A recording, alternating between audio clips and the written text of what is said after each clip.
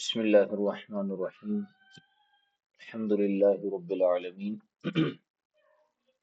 والصلاة والسلام على سيد الأنبياء والمرسلين. أما بعد فأعوذ بالله من الشيطان الرجيم. بسم الله الرحمن الرحيم. شرح وقود رسم المفتی کے لیکچرز ہمارے چل رہے ہیں، اور کل ہم نے چند اشعار پڑھے اور پھر ان کی تشریح ہم نے شروع کی تھی، اور موضوع کا جو عنوان تھا وہ یہ تھا کہ قواعد الترجیح عند تعارض تصحیح عشرۃ. جب تصحیح کے وقت تعارض آ جائے تو اس کے متعلق 10 قواعد ہیں جو کہ ترجیح کے ہیں. یہ مجھے کچھ محسوس ہو رہا تھا کہ شاید ہم ترجیح اور تصحیح کے درمیان جو ہے وہ تھوڑا سا کنفیوز ہو رہے ہیں. تو تصحیح کا معنی ہوتا ہے کسی قول یا روایت کو صحیح قرار دینا. ترجیح کا معنی ہوتا ہے، ویسے اس کا عمومی معنی میں بیان کر رہا ہوں، کہ ایک چیز کو اعلیٰ بیان کر دینا، بلند بیان کر دینا. ٹھیک ہے، اس کو کہا جاتا ہے ترجیح. اچھا، جب اقوال کے بارے میں بات آئے یا روایات کے بارے میں بات آئے تو روایات کی تصحیح اور اقوال کی تصحیح بیان کی جاتی ہے. ٹھیک ہے، اور یوں کہا جاتا ہے کہ ھذا صحیح، ھذا اصح. یہ اس طرح کے الفاظ تصحیح کے بیان ہوتے ہیں. یہی الفاظ جو تصحیح کے بیان ہو رہے ہیں اور اس سے تصحیح ثابت ہو رہی ہے، اس جملے پہ غور کیجئے گا. یہ جو تصحیح ثابت ہو رہی ہے اسی کو ترجیح بھی کہتے ہیں. یعنی اگر فقہا کسی قول کے بارے میں کہیں کہ ھذا صحیح، تو ہم کہیں گے کہ تصحیح بھی ہے، ترجیح بھی ہے. اچھا، میں دوبارہ کہہ رہا ہوں کہ یہ عمومی معنی میں بیان کر رہا ہوں ترجیح کا، یہاں جو لکھا ہوا ہے وہ معنی بیان نہیں کر رہا. تو جب فقہا کسی قول کے بارے میں کہتے ہیں کہ یہ صحیح ہے تو اس کا مطلب ہے اس کی ترجیح بھی بیان کر رہے ہیں. اسی لیے علامہ شامی نے شروع میں کہا تھا کہ وہ قول جس کی ترجیح بیان کی جائے. ٹھیک ہے، اور یہاں پر یہ جو قواعد ترجیح بیان کر رہے ہیں، قواعد ترجیح عند تعارض التصحیح، یہاں ترجیح سے مراد اقوال کی ترجیح نہیں ہے. اقوال کی جو ترجیح ہے یا تصحیح ہے، یہ دونوں ہم معنی ہیں. جیسے میں نے مثال دی کہ بھائی دو اقوال آ گئے، صاحب ہدایہ نے کہا کہ ھذا صحیح، تو صاحب ہدایہ نے کیا کیا کہ ایک قول کی تصحیح بیان کر دی، تو اسی قول کی ترجیح بھی بیان ہو گئی گویا کہ. لیکن یہاں پر بات یہ ہو رہی ہے کہ جو جس مسئلے میں اگر دو اقوال اور دو روایات کی تصحیح بیان کر دی جائے تو گویا کہ تصحیح کے اعتبار سے تو یہ دونوں برابر ہو گئے. اب ان تصحیحات کی ترجیح کیسے ہوگی؟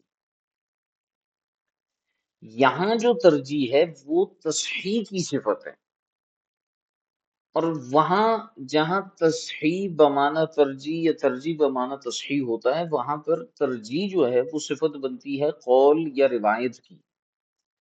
ٹھیک ہے، تو جب یہ کہا جاتا ہے کہ یہ قول صحیح ہے تو اس کا مطلب ہے ہم نے اس کی ترجیح بیان کر دی. لیکن جب یہ کہا جائے گا کہ جب تصحیح ایک سے زائد تصحیحات کے درمیان تعارض آ جائے تو ترجیح کس کو ہوگی، تو یہاں پر ترجیح سے مراد یہ نہیں ہوگی کہ کسی روایت کی ترجیح، بلکہ کس تصحیح کو آپ ترجیح دیں گے. جیسے مثال کے طور پر ایک مقام پر جو ہے وہ یوں بیان ہوا، یا دو تین کتابوں میں یہ بات بیان ہوئی کہ فلاں قول صحیح ہے. اچھا، دوسرے مقام پر اس کے برخلاف قول کے بارے میں کہا گیا کہ فلاں صحیح ہے. تو کیا ہوا کہ دو اقوال کی تصحیح بیان ہو گئی، دونوں برابر ہیں. تو جب دو اقوال کی تصحیح بیان ہوگی تو اس میں لا محالہ ہمیں کسی ایک تصحیح کو تو ترجیح دینی ہوگی تاکہ ہم اس تصحیح کا اعتبار کریں. ٹھیک ہے، تو گویا کہ یہ تصحیح کی ترجیح ہے یا جو ہے وہ ترجیح کی ترجیح ہے. ٹھیک ہے، تو اس چیز کو آپ بار بار ذہن میں دہرائیے، آپ کو سمجھ میں آ جائے گا کہ یہاں یہ جو بیان کیا نا، قواعد الترجیح عند تعارض التصحیح عشرۃ، کہ ترجیح کے جو قواعد ہیں وہ کب؟ عند تعارض التصحیح، جب تصحیح کے اندر تعارض آ جائے تو پھر اس وقت کس تصحیح کو ترجیح حاصل ہوگی. تو یہاں ترجیح صفت بن رہی ہے تصحیح کی، نہ کہ قول یا روایت کی. تو علامہ شامی فرماتے ہیں کہ لما ذکرت علامات تصحیح، کہ جب میں نے تصحیح کی علامات کو بیان کیا. اب وہاں پر علامہ شامی رحمت اللہ تعالی علیہ نے گزشتہ جو بحث ہماری گزری تھی کل کی اور اس سے پہلے بھی، وہاں علامہ شامی رحمت اللہ تعالی علیہ نے تصحیح کی علامات کو بیان کیا. ٹھیک ہے، تصحیح کی علامات کو بیان کیا، نشانیوں کو بیان کیا کہ تصحیح کے لیے الفاظ کون سے استعمال ہوتے ہیں، تصحیح کے لیے الفاظ کس طرح سے استعمال ہوتے ہیں. ضمناً وہاں پر تھوڑا سا یہ بحث بھی کی کہ کس کو کس پر ترجیح حاصل ہوگی، ورنہ در حقیقت علامہ شامی وہاں صرف تصحیح کی علامات اور تصحیح کے بارے میں تھوڑی بہت بحث فرما رہے تھے، وہاں اتنی تفصیل بیان نہیں کی. تو فرماتے ہیں لما ذکرت علامات تصحیح لقول من الاقوال، مختلف اقوال میں سے کسی ایک قول کی تصحیح کی علامات جب میں نے بیان کی، وَأَنَّ بعض الفاظ التصحیح آکدو من بعض، اور یہ بھی میں نے بیان کیا کہ بعض الفاظ تصحیح بعض سے زیادہ مؤکد ہوتے ہیں. تو فرماتے ہیں کہ جب میں نے یہ بات بیان کی تو وَهَذَا إِنَّمَا تَظْهَرُ ثَمَرَتُهُ عِنْدَ التَّعَارُضِ، تو اس کا جو ثمرہ ہے، اس کا جو نتیجہ ہے وہ تصحیح کے تعارض کے وقت ظاہر ہوگا.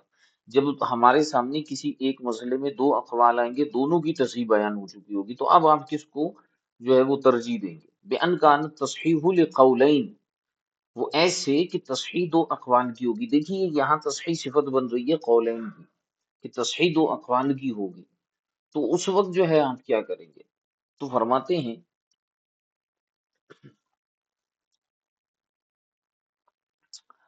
فصلت فصلت ذلك تفصیلا حسنا لم اسبق الیہ اخذا مما مہدته قبل هذا.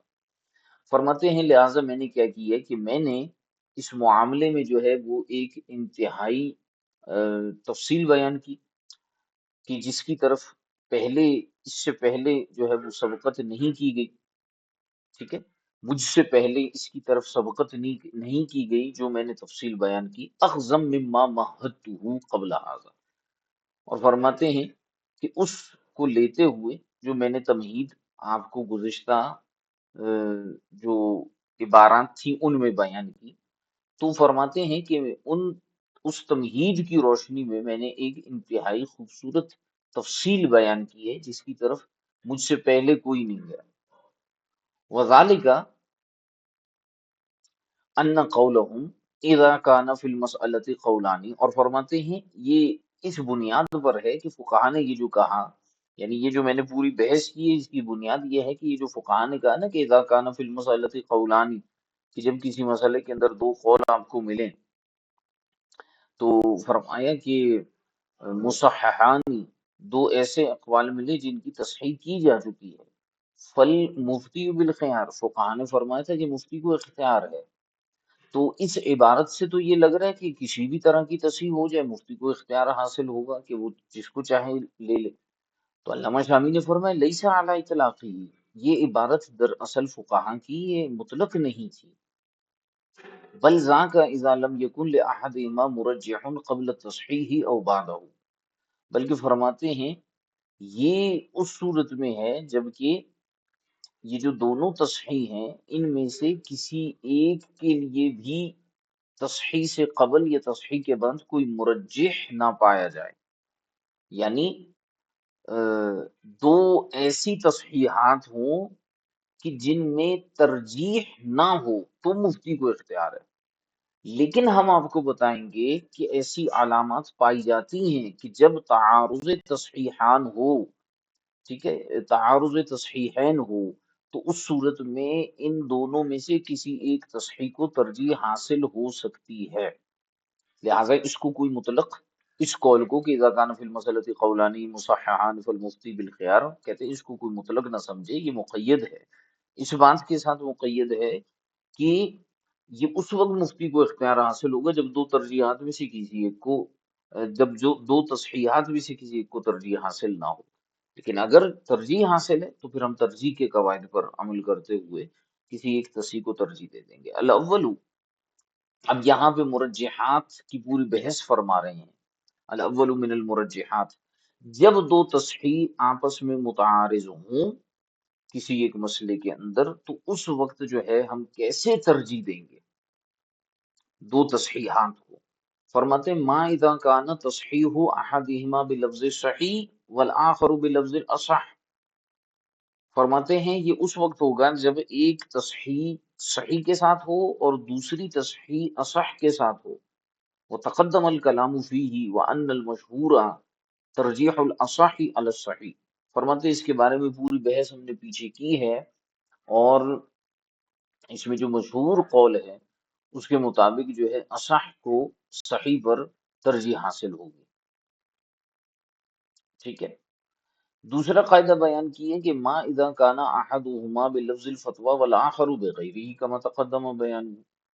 کہتے ہیں دوسری بات یہ ہے کہ ایک تصحیح فتویٰ کے لفظ کے ساتھ متضمن ہو، یعنی اس میں لفظ فتویٰ مذکور ہو ایک تصحیح کے اندر، اور ایک تصحیح کے اندر جو ہے وہ لفظ فتویٰ مذکور نہ ہو. تو اس میں بھی ہم نے بیان کر دیا کما تقدم بیان ہو کہ کیا کیا جائے گا، جس میں لفظ فتویٰ مذکور ہوگا اس کو ترجیح حاصل ہوگی. ٹھیک ہے. تیسرا قاعدہ بیان کر رہے تھے کہ الثالث ما اذا كان احد القولين المصححين في المتون والآخر في غیرها، فرماتے ہیں کہ ما اذا كان احد القولين المصححين، کسی مسئلے میں دو اقوال ہیں دونوں کی تصحیح ہوئی ہے، ان دونوں اقوال جن کی تصحیح ہوئی ہے ان میں سے ایک قول متون میں ہے اور دوسرا قول جو ہے متون کے علاوہ کتابوں میں ہی یعنی شروحات یا فتاوی میں ہے. تو فرماتے ہیں کہ اس میں کس کو ترجیح حاصل ہوگی، اس میں اس قول کو ترجیح حاصل ہوگی کہ جو متون کے اندر مذکور ہے. ٹھیک ہے. کیوں اسے ترجیح حاصل ہوگی؟ فرماتے ہیں لأنہ عند عدم التصحیح لأحد القولین یقدم ما فی المتون، فرماتے ہیں کہ قاعدہ یہ ہے کہ آپ یوں تصور کریں کہ دو قول ہیں دونوں کی تصحیح بیان نہیں ہوئی، ایک قول متون میں ہے اور ایک قول فتاوی اور شروحات میں. یہ بات پیچھے گزری ہے کہ ایک قول متون میں ہو اور ایک اس کے برخلاف قول جو ہے شروحات یا فتاوی میں ہو. تو ہم کس کو ترجیح دیں گے؟ ہم اس کو ترجیح دیں گے جو متون میں ہے. ٹھیک ہے. لأنه عند عدم التصحیح لأحد القولین یقدم ما فی المتون، جب دو اقوال بیان کی جائیں اور دونوں میں تصحیح نہ ہو تو جو متون میں ہے اسی کو مقدم کیا جائے گا. لأنها، کیونکہ متون کی شان یہ ہے کہ وہ الموضوعۃ لنقل المذہبی، کیونکہ انہیں نقل مذہب کے لیے وضع کیا گیا ہے، کما مرہ، جیسے یہ بات گزر چکی ہے۔ فَقَضَا اِذَا تَعَارَضَ التَّصْحِیحَانِ، اب اسی پر قیاس کرتے ہوئے فرماتے ہیں اسی طرح اگر جو دو تصحیحات کے درمیان تعارض ہو اور ایک جو ہے وہ ترجیح اور تصحیح شدہ قول متون میں ہو اور دوسرا غیر متون میں ہو، دوسرے کی تصحیح غیر متون میں ہو، تو ہم متون والے کو مقدم کریں گے۔ وَلِذَا قَالَ فِي الْبَحْرِ، اور اسی وجہ سے علامہ ابن نجیم مصری رحمۃ اللہ تعالی علیہ نے البحر الرائق میں فی باب قضاء الفوائد، باب قضاء الفوائد میں یہ بات بیان کی کہ فقد اختلف التصحیح والفتوى والعمل بما وافق المتون اولا، فرماتے ہیں کہ جب تصحیح اور فتوے میں اختلاف ہو جائے، اب یہاں فتوی سے مراد لفظ فتویٰ نہیں ہے، یہ یاد رکھیے گا۔ اب ہو سکتا ہے کچھ لوگ اس عبارت سے یہ سمجھیں کہ علامہ ابن نجیم مصری تو اس تصحیح کو جو ہے وہ ترجیح نہیں دے رہے جس میں لفظ فتویٰ ہے، نہیں۔ علامہ ابن نجیم مصری فرماتے ہیں کہ جب تصحیح اور فتوے میں اختلاف ہو جائے تو عمل اس پر کیا جائے گا جو متون کے زیادہ موافق ہوگا، اس پر عمل کرنا زیادہ اولا ہے۔ تو یہاں تصحیح اور فتوے سے کیا مراد ہے؟ تصحیح سے مراد وہ قول جس کی تصحیح بیان کی گئی ہے، اور فتوے سے مراد وہ قول جو فتاوی میں موجود ہے یا جس کی تصحیح فتاوی میں کی گئی ہے۔ یہاں فتوے سے مراد وہ تصحیح نہیں ہے جس کا اوپر ذکر گزر چکا ہے کہ جس میں فتوے کا لفظ ہو، یہاں وہ مراد نہیں ہے علامہ ابن نجم مصری کی۔ تو فرماتے ہیں کہ جب تصحیح اور فتوے میں اختلاف ہو، یعنی ایک قول کی تصحیح بیان کی جائے اور دوسرا قول فتاوی میں مذکور ہو، والعمل بما وافق المتون اولا، تو فرماتے ہیں اسی صورت میں اس پر عمل کیا جائے گا جو متون سے زیادہ موافقت رکھتا ہے، اس پر عمل کرنا اولا ہے۔ یہ ہو گیا تیسرا قاعدہ۔ چوتھا قاعدہ علامہ شامی بیان کرتے ہیں، ما اذا کان احدهما قول الامام الاعظم والآخر قول بعض اصحابہ۔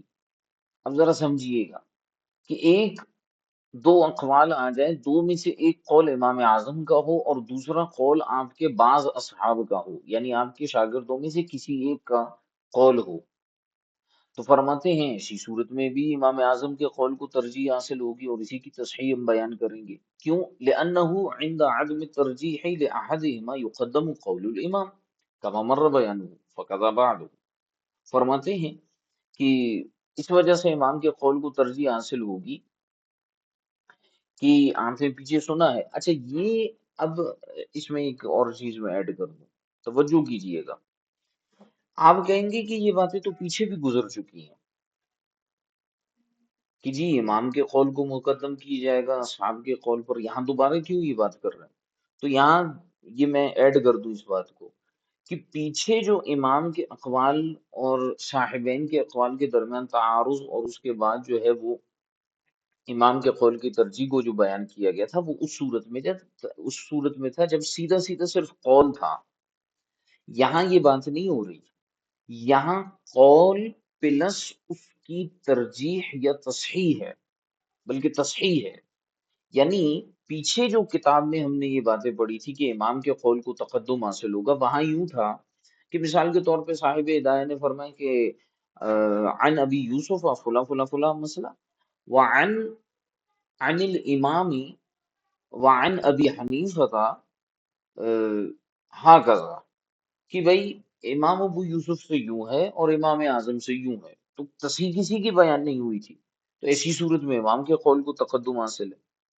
فرماتے ہیں اگر دو اقوال ہوں، ایک قول امام اعظم کا ہو دوسرا امام ابو یوسف کا ہو، دونوں کی تصحیح بیان کی جائے تو کسی تقدم حاصل ہوگا۔ جیسے مثال کے طور پر کہا جائے کہ عن ابی یوسف ہکذا وہذا صحیح وعن ابی حنیفہ ہکذا وہذا صحیح ایضا، کہ امام اعظم سے امام ابو یوسف سے یہ روایت ہے اور یہ صحیح ہے، اور امام اعظم سے یہ روایت ہے اور یہ بھی صحیح ہے۔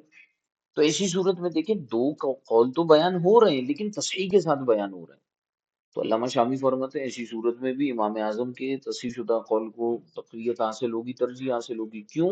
لأنه عند عدم الترجیح لأحدهما يقدم قول الامام كما مر بیانہ، کہتے ہیں جب ہم نے اپنے مقام پر وہاں پر یہ بات کی تھی کہ جب بغیر ترجیح کے بھی امام اعظم کے قول کو، بغیر تصحیح کے بھی یا بغیر ترجیح کے بھی امام اعظم کے قول کو ترجیح حاصل تھی، اسی طرح بغیر تصحیح ترجیح و تصحیح کے ساتھ جب دو اقوال بیان ہوں، ایک قول امام اعظم کا اور ایک آپ کے کسی شاگرد کا، تو ایسی صورت میں بھی امام اعظم کے قول کو ترجیح حاصل ہوگی، کما مرہ بیان ہو، جیسے کہ اس کا بیان گزر چکا ہے، فقضا بعدہ، اور اسی طرح کا بیان آگے بھی آئے گا۔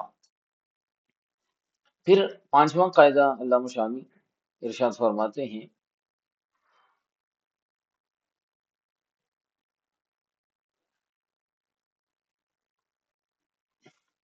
الخامس ما اذا كان احدهما ظاهر الروایت فيقدم على الاخر، قال في البحر في كتاب من كتاب الرضاع الفتوى اذا اختلفت كان الترجيح لظاهر الروایت، وفيه من باب المصرف اذا اختلف التصحيح وجب الفحص عن ظاهر الروایت والرجوع اليها۔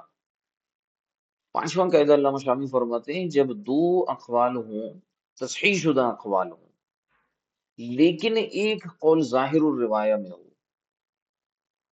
جیسے پیچھے گزرا ہے کہ بھئی دو اقوال ہوں بغیر تصحیح کے ہوں، ایک ظاہر الروایہ میں ہو ایک نوادر میں ہو، تو اس کو ترجیح حاصل ہوگی جو ظاہر الروایہ میں۔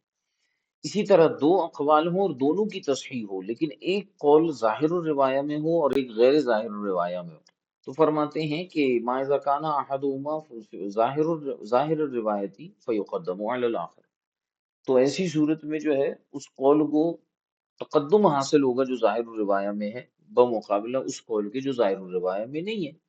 قال فی البحر، امام ابن نجم مصری رحمۃ اللہ تعالی علیہ بحر الرائے کی میں کتاب الرضا کے اندر یہ بات بیان کرتے ہیں کہ الفتوہ اذا اختلفت، کہ فتوے میں جب اختلاف ہو جائے، ٹھیک ہے، فتوے میں جب اختلاف ہو جائے تو کانت ترجیح لظاہر الروایت، تو ایسی صورت میں ترجیح جو ہے وہ ظاہر الروایہ کو حاصل ہوگی، ٹھیک ہے۔ وفیہ من باب المصرف، اور اسی طرح بحر الرائق میں باب المصرف کے اندر یہ بات بیان کی گئی ہے کہ اذا اختلفت تصحیح وجب الفحص عن ظاہر الروایت والرجوع الیہا، جب تصحیح میں اختلاف ہو جائے تو لازم ہے، ضروری ہے، واجب ہے، کیا کیا جائے کہ فحص کیا جائے۔ فحص کا مطلب ہوتا ہے تلاش کرنا، غور و فکر کرنا۔ کیا تلاش کیا جائے؟ ظاہر الروایہ کے قول کو تلاش کیا جائے اور اسی کی طرف رجوع کیا جائے۔ یہاں تو واضح طور پر انہوں نے یہ بات بیان کر دی۔ اچھا، اس کے بعد جو ہے وہ علامہ شامی رحمۃ اللہ تعالی علیہ جو ہے وہ چھٹا قول بیان کرتے ہیں کہ ما اذا کان احد القولین المصححین قال به جل المشایخ العظام ففي شرح البيري على الأشباه أن المقرر عن المشايخ أنه متى اختلف في المسألة فالعبرة بما قاله الأكثر، انتهى، وقدمنا نحوه عن الحاوي القدسي۔ علامہ شامی رحمۃ اللہ تعالی علیہ فرماتے ہیں کہ دو اقوال ہوں، دونوں کی تصحیح بیان کر دی گئی ہو، لیکن ایک قول کو کبار مشائخ نے لے لیا ہو، تو اس کو ترجیح حاصل ہوگی۔ ما اذا کانا احد القولین المصححین، جب دو تصحیح شدہ اقوال میں سے ایک قول ایسا ہو کہ قال به جل المشائخ العظام، کہ جس کا قول ان میں سے ایک قول کو اختیار کیا ہو کس نے؟ بڑے بڑے مشائخ نے، ٹھیک ہے، تو اس کو ترجیح حاصل ہو جائے گی۔ لہٰذا فرماتے ہیں ففی شرح البیری، لہٰذا شرح البیری علی الاشباح میں یہ بات لکھی ہوئی ہے کہ ان المقرر عن المشائخ، کہ یہ بات مشائخ سے مقرر ہے، یعنی یہ مسلم قاعدہ ہے کہ انہ متى اختلف فی المسألۃ، کہ جب کسی مسئلے میں اختلاف ہو جائے، ٹھیک ہے، فالعبرۃ بما قالہ الاکثر، تو پھر اعتبار کس کا ہوگا؟ اس قول کا ہوگا جس کے قائل اکثر مشائخ۔ وقدمنا نحوه عن الحاوی القدسی، اور ہم اسی طرح کی ایک بحث جو ہے وہ الحاوی القدسی کے حوالے سے بھی بیان کر چکے ہیں۔ السابع، ساتواں قاعدہ بیان کرتے ہیں، ما اذا کان احدهما الاستحسان والآخر القياس لما قدمناه من ان الارجح الاستحسان الا في مسائل، فرماتے ہیں جب دو اقوال ہوں، ایک استحسان کا ہو اور دوسرا قیاس کا ہو، تو یہ بات پیچھے بھی بیان ہو چکی ہے لیکن وہ بغیر تصحیح کے تھی۔ دو اقوال ہوں، ایک استحسان کا ہو، ایک قیاس کے اعتبار سے ہو کسی ایک مسئلے کے اندر، اور دونوں کی تصحیح فقہا بیان کر دے، استحسان والے کو بیان کر کے بھی کہیں کہ یہ صحیح ہے اور قیاس والے کو بیان کر کے کہتے ہیں یہ صحیح ہے، تو فرماتے ہیں یہ بات ہم پیچھے بیان کر چکے ہیں کہ ان الارجح الاستحسان، تو ایسی صورت میں بھی جو زیادہ راجح ہوگا وہ استحسان والا قول ہوگا، الا فی مسائل، سوائے چند ایک مسائل کے۔ آٹھواں قاعدہ الثامن ما اذا كان احدهما انفع للوقف لما صرحوا به في الحاوی القدسی وغيره من انه يفتى بما هو انفع للوقف فيما اختلف العلماء فيه۔ فرماتے ہیں آٹھواں قاعدہ یہ ہے کہ جناب والا، جب دو اقوال ہوں تصحیح شدہ اور ان میں سے ایک قول وقف کے لیے زیادہ نفع دینے والا ہو، یعنی جو املاک وقف ہیں، ٹھیک ہے، وقف کی زمین ہے، وقف کی عمارت ہے، کوئی بھی چیز ہے وقف کی، دو ایسے اقوال ہوں جن میں سے ایک قول وقف کی جو ہے زیادہ حفاظت کرنے والا ہو، اور ایک قول کے ذریعے جو ہے نا وہ وقف زیادہ محفوظ ہو، وقف کو زیادہ فائدہ آ رہا ہو، تو اس کو ترجیح حاصل ہوگی، یہ بھی ایک قاعدہ ہے۔ تو یہ جب ہم کتاب الوقف پڑھیں گے تو اس میں دیکھیے گا، بالخصوص جو طلبہ ہیں وہ دیکھیں گے کہ ہم ایسے اقوال کو لے رہے ہوں گے جس میں وقف کو زیادہ فائدہ حاصل ہو۔ تو لما صرحوا به فی الحاوی القدسی، جیسے کہ الحاوی القدسی میں بھی اس کی صراحت بیان کی گئی ہے کہ من انہ یفتیٰ بما هو انفع للوقف، اس قول پر فتویٰ دیا جائے گا جو وقف کے لیے زیادہ منافع والا ہوگا، نفع والا ہوگا، فائدے مند ہوگا، فی مختلف علماء فی، ان اقوال کے اندر، ان روایت کے اندر کہ جس میں علماء اختلاف کرتے ہیں۔ 9 نمبر پہ جو اصول آ رہا ہے وہ کیا ہے؟ ما اذا کان احدهما اوفق لاہل الزمان فانما كان اوفق لعرفهم او اسهل عليهم فهو اولى بالاعتماد عليه۔ فرماتے ہیں اسی طرح دو تصحیح شدہ اقوال ہوں لیکن ان میں سے ایک قول جو ہے وہ اہل زمان کے لیے، یعنی اس زمانے والوں کے لیے زیادہ موافق ہو، تو ایسی صورت میں ہم اس قول کو لیں گے جو زیادہ اوفق ہو، زیادہ موافق ہو زمانے کے اعتبار سے۔ فَإِنَّمَا كَانَ أَوْفَقَ لِعُرْفِهِمْ أَوْ أَسْهَلَ عَلَيْهِمْ، فرماتے ہیں کیوں؟ وجہ بتاتے ہیں اس لیے کہ جو چیز لوگوں کے عرف کی زیادہ موافق ہو، لوگوں کے لیے زیادہ آسان ہو، فَهُوَ أَوْلَى بِالْاعْتِمَادِ عَلَيْهِ، تو وہ زیادہ جو ہے بہتر ہے کہ اس قول پر اعتماد کیا جائے۔ وَلِذَا أَفْتَوْا بِقَوْلِ الْإِمَامَيْنِ فِي مَسْأَلَةِ تَزْكِيَةِ الشُّهُودِ وعدم القضاء بظاهر العدالة لتغير أحوال الزمان فإن الإمام كان في القرن الذي شهد له رسول الله صلى الله عليه وآله وسلم بالخيرية بخلاف عصرهما۔ اب دیکھیے علامہ شامی یہاں پر ایک مثال دیتے ہیں، فرماتے ہیں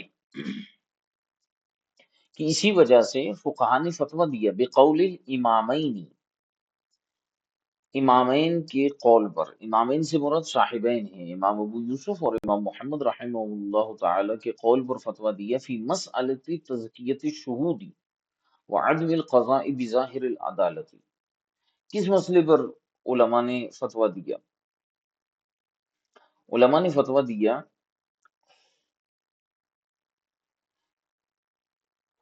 عدم القضاء بظاہر العدالت، کہ جو ظاہر عدالت ہے، ظاہری طور پر کسی کی اچھائی اور برائی ہے، اس پر فیصلہ نہ ہو، ٹھیک ہے، یہ بات پیچھے بھی گزری ہے۔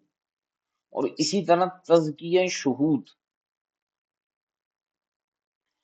گواہوں کا تزکیہ کرنا، گواہوں میں بہت زیادہ غور و فکر کرنا، اور اسی طرح ظاہر العدالت پر فتویٰ نہ دینا، پر فیصلہ نہ سنانا، اس حوالے سے اس مسئلے میں صاحبین کے قول پر فتویٰ دیا گیا ہے، جیسے یہ بات پیچھے بھی گزری تھی۔ اب اسی کو کھول کر علامہ شامی بیان کرتے ہیں لتغیر احوال الزمان، یہ علماء نے کیوں صاحبین کے قول پر فتویٰ دیا؟ کیونکہ صاحبین نے اس مسئلے میں بڑی نرمی رکھی ہوئی ہے کہ تزکیہ شہود میں کچھ نہ کچھ نرمی برتی جائے گی، اور ظاہر عدالت یعنی کسی کی ظاہری نیکوکاری اور بدکاری جو ہے اس کو نہیں دیکھا جائے گا اتنا، اس پر فیصلہ نہیں ہوگا، ٹھیک ہے۔ اب اس میں کافی زیادہ تفصیل ہے کتاب القضاء اور کتاب الشہادات کے حوالے سے، لیکن یہاں صاحبین کے قول پر فتویٰ ہے، کیوں ہے؟ لتغیر احوال الزمان، زمانے کے احوال کے بدلنے کی وجہ سے، فإن الامام، کیونکہ امام اعظم کا جو قول تھا وہ بڑا سخت تھا۔ امام اعظم رحمۃ اللہ تعالی علیہ فرماتے تھے کہ ظاہری طور پر بھی بندے کو دیکھو اور اس کا تزکیہ بھی کرو، اس کو باطنی طور پر بھی دیکھو، ہر اعتبار سے پرفیکٹ آدمی ہونا چاہیے، پھر اس کو گواہی کے لیے لایا جائے گا۔ تھوڑی سی بھی اس کے اندر کمی کوتاہی ہے، وہ گواہ بننے کا اہل نہیں ہے، اس کی گواہی قابل قبول نہیں ہے۔ کیوں امام اعظم نے یہ قول دیا تھا؟ اس وجہ سے، فَإِنَّ الْإِمَامَ كَانَ فِي الْقَرْنِ الَّذِي شَهِدَ لَهُ رسول اللہ صلی اللہ علیہ وسلم، کیونکہ ہمارے امام اعظم رحمۃ اللہ تعالی علیہ ایسے زمانے میں تھے کہ جس کی خیریت کی، جس کے اچھے ہونے کی، خیر ہونے کی جو گواہی تھی وہ رسول اللہ صلی اللہ تعالی علیہ وآلہ وسلم نے دی تھی، بخلاف عصرہما، برخلاف صاحبین کے زمانے کے، کہ اس کی خیریت کی گواہی نبی علیہ الصلوۃ والسلام نے نہیں دی۔ وہ جو حدیث مبارکہ ہے، خیر القرون قرنی ثم الذین یلونہم ثم الذین یلونہم، بہترین زمانہ میرا ہے، پھر ان کا زمانہ ہے جو میں ان کے ساتھ ملے ہوئے ہیں یعنی تابعین، اور پھر ان کا جو ان کے ساتھ ملے ہوئے ہیں یعنی تبع تابعین۔ اس کے بعد کا تو حضور علیہ الصلوۃ والسلام نے اس کے خیر ہونے کا ذکر نہیں فرمایا۔ فإنہ قد فشا فیہ الکذب، کیونکہ جو صاحبین تھے ان کے زمانے میں کذب جو ہے وہ بہت زیادہ پھیل چکا تھا، فلا بد فیہ من التزکیہ، لہٰذا ایسی صورت میں جو ہے وہ تزکیہ کرنا ضروری تھا۔ امام اعظم رحمۃ اللہ تعالی علیہ تزکیۃ الشہود کے قائل نہیں تھے، لیکن صاحبین جو ہے وہ تزکیۃ الشہود کے قائل تھے، ٹھیک ہے، کیونکہ جھوٹ بہت زیادہ ہو چکا تھا، یعنی گواہوں کو جانچنے کے زیادہ قائل تھے صاحبین۔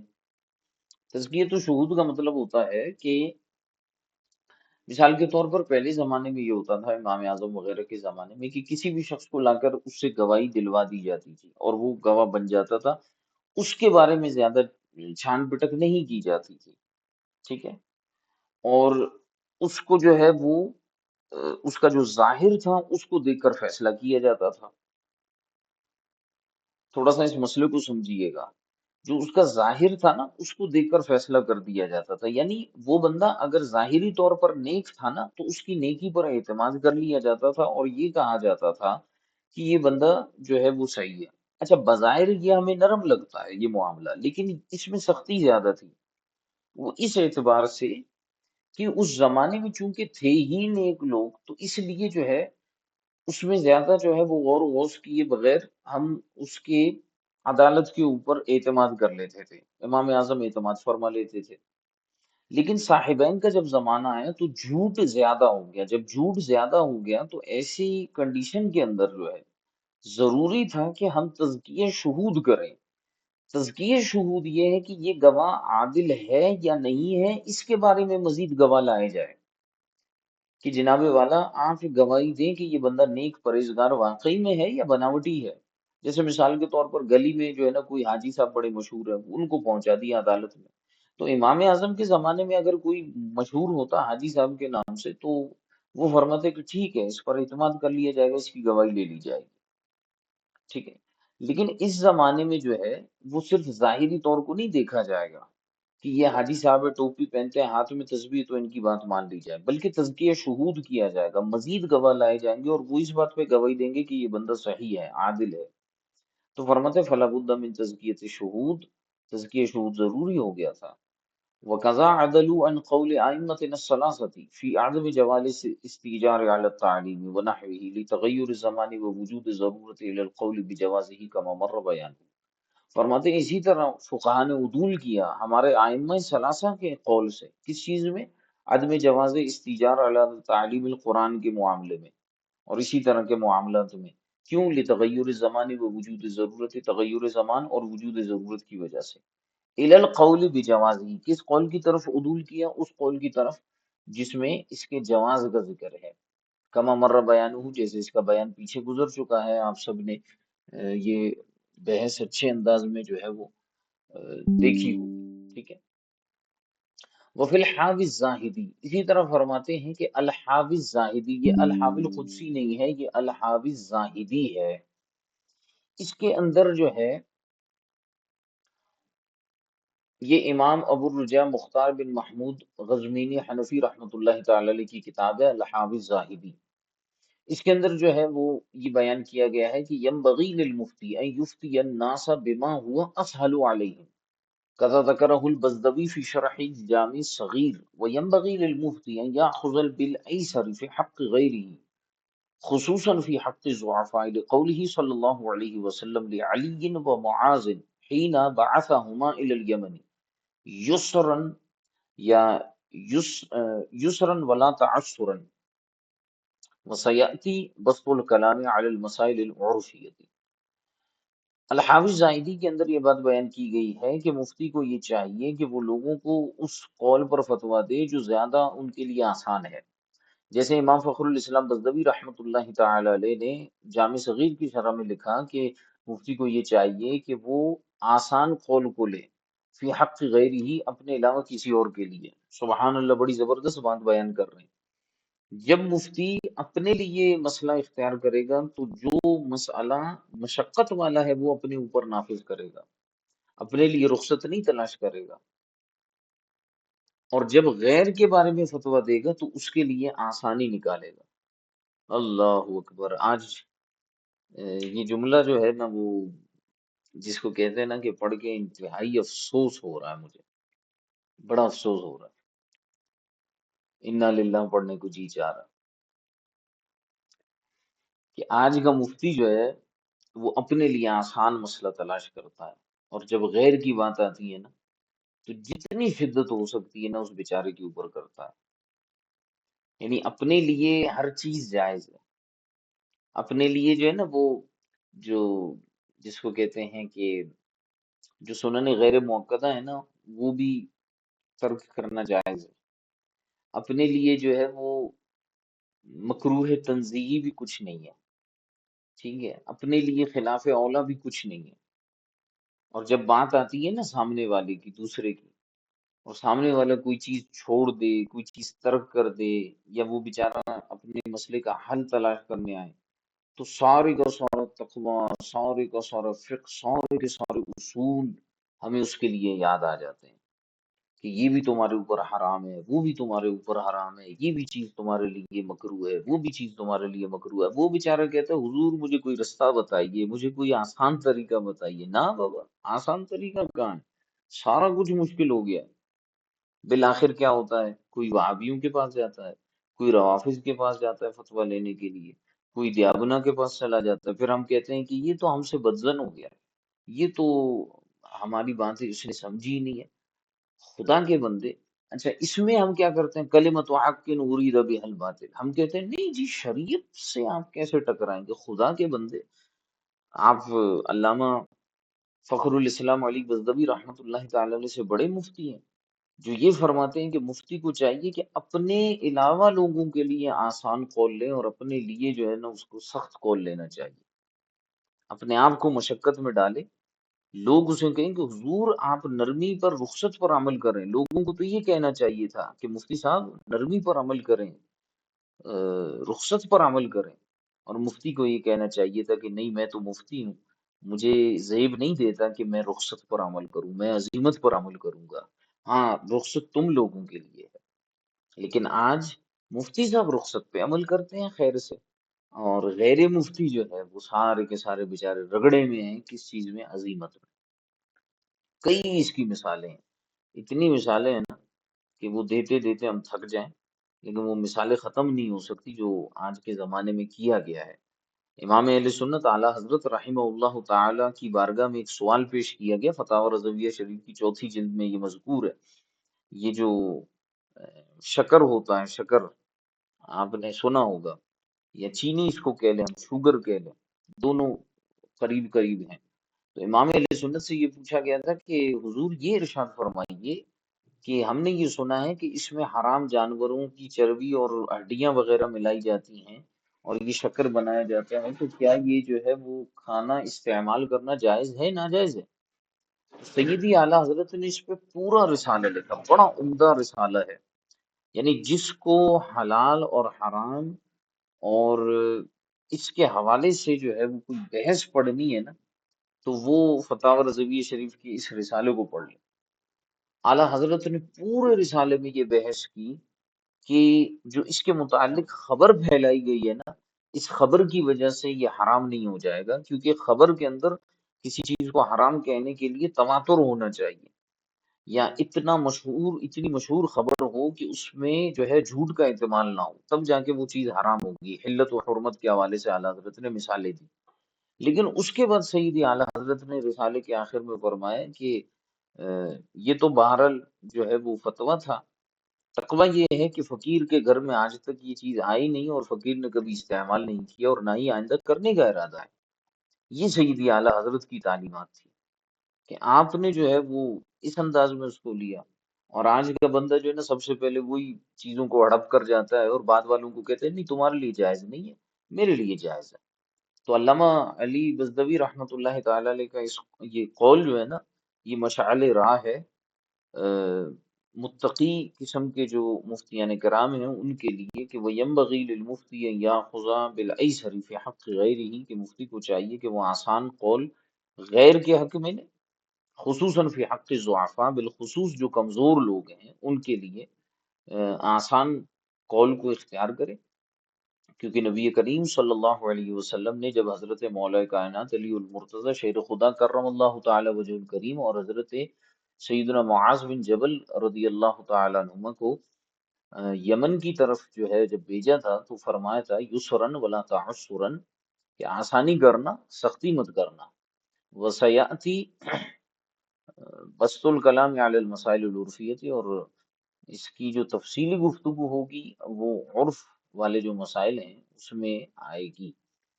10واں قاعدہ ہے اور آخری قاعدہ ہے، وہ یہ ہے کہ ما اذا کان احدهما دلیلہ اوضح واظہر کما تقدم ان الترجیح بقوة الدلیل، فحيث وجد تصحیحان ورأى من كان له اہلیت النظر في الدلیل ان دلیل احدهما اقوى فالعمل به اولى۔ فرماتے ہیں کہ جب دو اقوال ہوں اور دونوں اقوال کی تصحیح ہو اور ان میں سے ایک کی دلیل دوسرے سے زیادہ واضح اور صریح ہو اور پختہ ہو، جیسا کہ اس کا ذکر پیچھے بھی گزر چکا ہے کہ ان ترجیح بقوت الدلیل، کہ ترجیح جو ہے وہ قوت دلیل کو حاصل ہوگی، فحیث وجد تصحیحان، تو جب دو تصحیح نظر آئیں پائے جائیں، ورآ من کان لہو اہلیت النظری، اور وہ شخص جس کو اہلیت نظر حاصل ہے وہ دیکھے فی الدلیل، دلیل کے اندر، ان دلیل احدہما اقوی، کہ ان میں سے ایک کی دلیل زیادہ قوی ہے، فالعمل بھی اولا، تو اس پر عمل کرنا زیادہ اولا ہوگا۔ ھذا کلہ، یہ اس وقت ہے کہ اذا تعارض التصحیح، جب تصحیح کے اندر تعارض آ جائے، لأن كل واحد من القولین مساو للآخر فی الصحۃ، کیونکہ دونوں اقوال میں سے ہر ایک قول دوسرے کے مقابلے میں کیا ہے، برابر ہے صحت میں، تو اس وقت پھر ہم ان قواعد کے اوپر غور و فکر کریں گے۔ اور رہی بات فَإِذَا كَانَ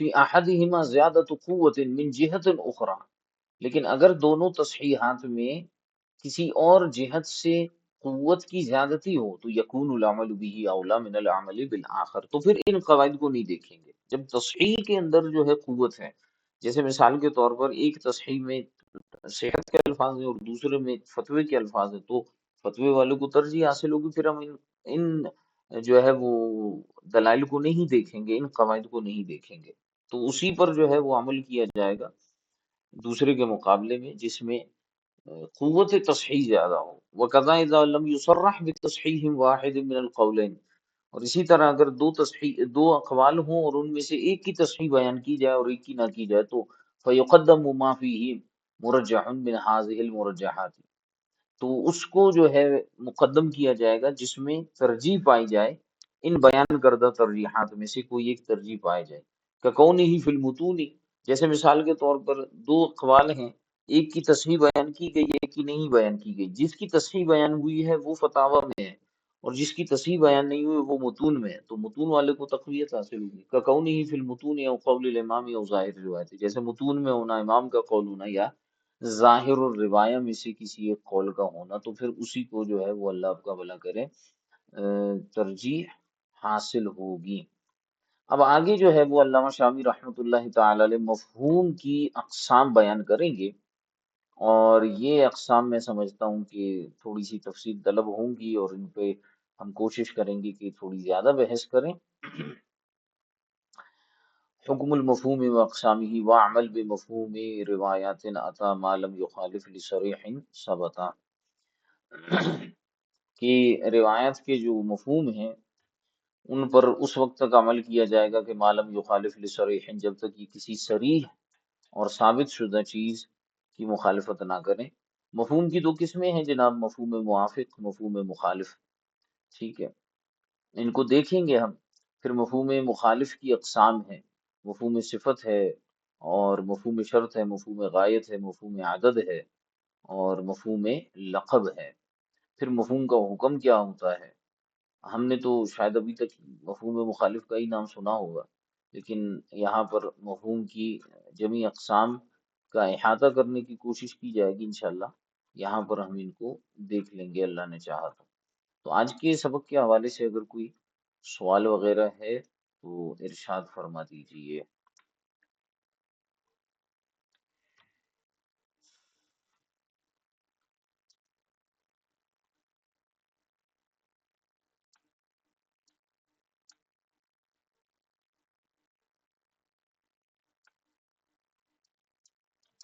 جی جناب،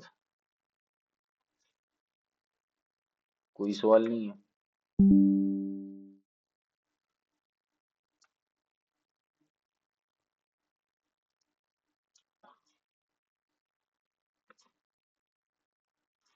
کوئی سوال؟ اچھا جی، اسکرین کلیئر نہیں ہے؟ ٹھیک ہے، اسکرین کلیئر نہیں ہے تو اب کیا کریں؟ پانچواں قول سمجھ میں نہیں آیا، پانچواں قول سمجھ میں نہیں آیا، کیا بیان کیا تھا پانچواں قول میں؟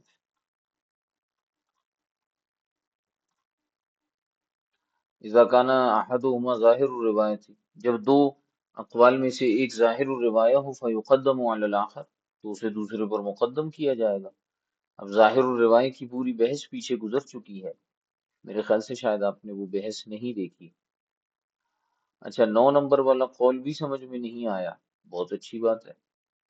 9 نمبر قول یہ تھا کہ ما اذا کان احدهما اوفق لاہل الزمان فان ما کان اوفق لعرفهم او اسهل عليهم فهو اولى بالاعتماد عليه، جو دو اقوال ہوں اور ایک قول اس وقت کے زمانے کے لوگوں کے اعتبار سے زیادہ موافق ہو، ان کے لیے زیادہ مناسب ہو، زیادہ آسان ہو، تو اس قول پر فتویٰ دیا جائے گا، نہ کہ سخت قول پر۔ تو اس پر پھر انہوں نے مثال دی کہ امام اعظم رحمۃ اللہ تعالی علیہ کے زمانے میں ظاہر عدالت کو دیکھا جاتا تھا، تزکیہ شہود نہیں کیا جاتا تھا کیونکہ لوگ نیک ہوا کرتے تھے، لیکن بعد میں جھوٹ عام ہو گیا، لوگ فراڈی ہونے لگے، دھوکہ دینے لگے، جھوٹی گواہیاں دینے لگے، تو صاحبین نے کہا کہ جناب والا اب ظاہر عدالت پر حکم نہیں ہوگا، بلکہ جو ہے گواہوں کا اچھا خاصا تزکیہ کریں گے، دیکھیں گے، تاکہ کوئی جھوٹی گواہی دینے کی جرت نہ کر سکے۔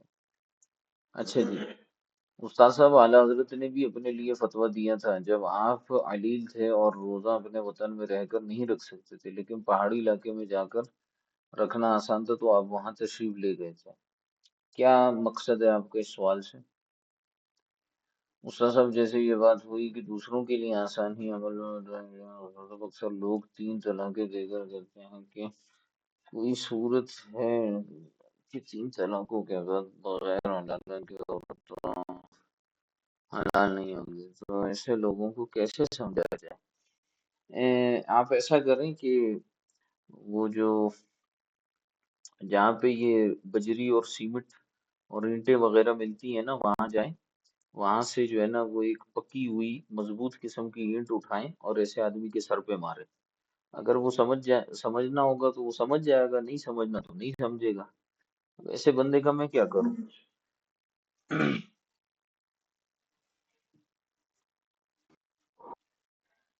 اللہ کے بندے، ایسے بندے کو ہم کیا سمجھائیں؟ یہ تو اپنے الو سیدھا کرنے والے لوگ ہوتے ہیں کہ یہ جو ہے اس طرح کے معاملات کر کے اس کے بعد جاتے ہیں۔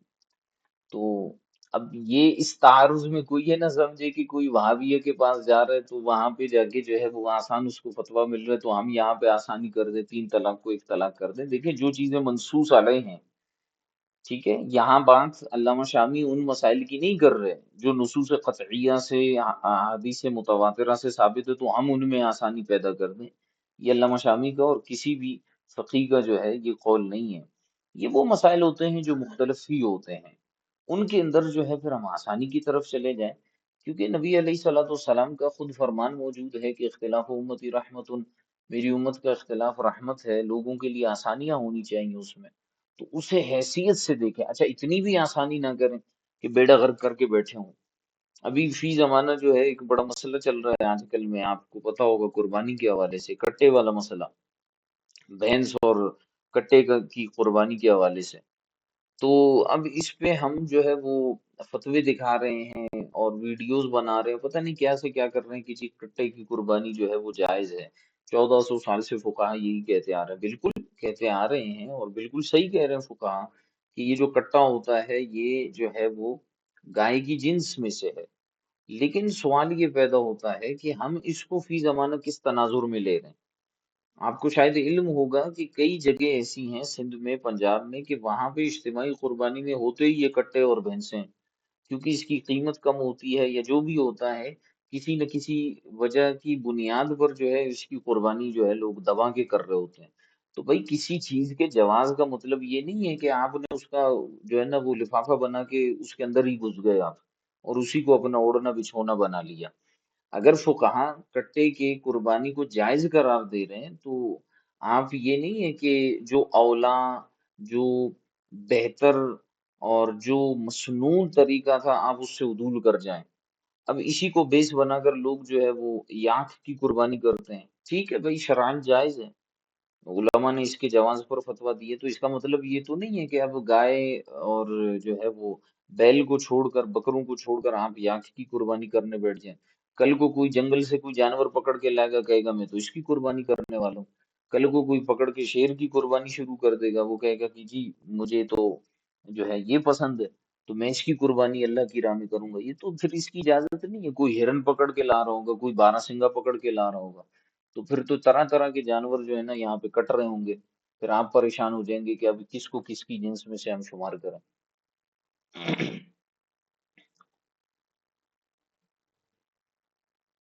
اچھا پیچھے پڑا تھا کہ اصح لفظ تصحیح لفظ صحیح سے زیادہ ترجیح والا ہے، اگر مصنف بھی ایک ہو، دونوں تصحیح شدہ روایت کے اور وہ دونوں روایت ایک ہی کتاب میں مذکور۔ قاعدہ نمبر 1 میں صحیح کی نسبت اصح لفظ زیادہ ترجیح والا ہے، تو کیا یہاں بھی مذکور ہے اصول ایک مصنف؟ یہ تو آپ نے نقشہ بنانا ہے نا۔ آج یہ 10 قاعدے پورے ہو گئے ہیں اور ابھی تک مجھے صرف ایک جو ہے وہ ایک طرف سے نقشہ ملا ہے اور مجھے کہیں سے نہیں ملا، تو میں انتظار میں تھا کہ پورا دن کہ کوئی طالب علم بھیجے گا اور جو ہے وہ داد تحسین حاصل کرے گا، لیکن افسوس ہے کہ سوائے ایک کے کسی نے نہیں بھیجا۔ تو مرضی آپ لوگوں کی، کیا کر سکتے ہیں، اسی لیے آپ الجھ جائیں گے کہ یہ کیا ہے۔ تو اس کی پہلے آپ جو ہے نا وہ اس کا ایک نقشہ بنائیں، اس کا اسکیچ بنائیں، اس کا خلاصہ بنائیں، دیکھیں کہ یہاں پر کہنا کیا چاہ رہے ہیں، تو پھر ہم وہاں پر آپ کی اصلاح کرنے کے لیے بیٹھے ہیں۔ ایسے سرسری طور پر تو پھر چیزیں جو ہے نا وہ گچ پچ ہو جاتی ہیں، پھر سمجھ میں نہیں آئے گا، نہ آپ کے، نہ ہمارے، نہ جو سن رہے ہیں ان کے۔ جی اور کوئی سوال؟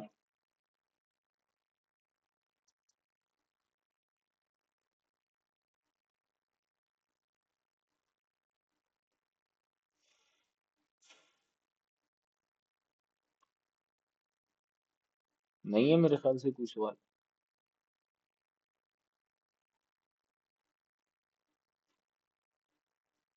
غالباً۔